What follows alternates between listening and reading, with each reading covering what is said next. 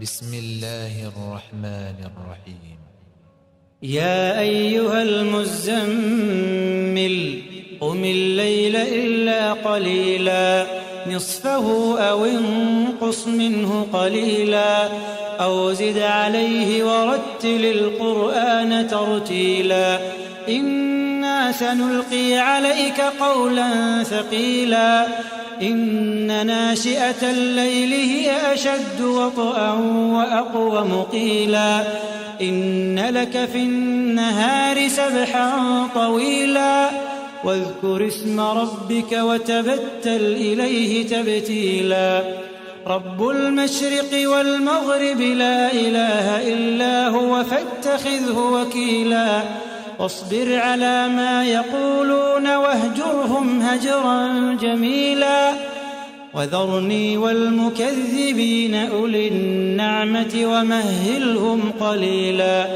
إن لدينا أنكالا وجحيما وطعاما ذا غصة وعذابا أليما يوم ترجف الأرض والجبال وكانت الجبال كثيبا مهيلا إنا أرسلنا إليكم رسولا شاهدا عليكم كما أرسلنا إلى فرعون رسولا فعصى فرعون الرسول فأخذناه أخذا وبيلا فكيف تتقون إن كفرتم يوما يجعل الولدان شيبا السماء منفطر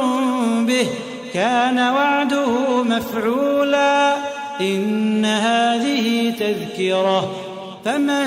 شاء اتخذ إلى ربه سبيلا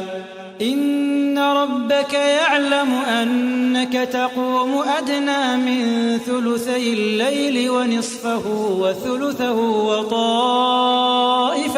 من الذين معك والله يقدر الليل والنهار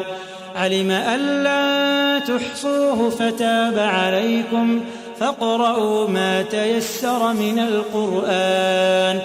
علم أن سيكون منكم مرضى وآخرون يضربون في الأرض يبتغون من فضل الله وآخرون يقاتلون في سبيل الله فاقرؤوا ما تيسر منه وأقيموا الصلاة وآتوا الزكاة وأقرضوا الله قرضا حسنا وما تقدموا لأنفسكم من خير تجدوه عند الله هو خيرا وأعظم أجرا واستغفروا الله إن الله غفور رحيم.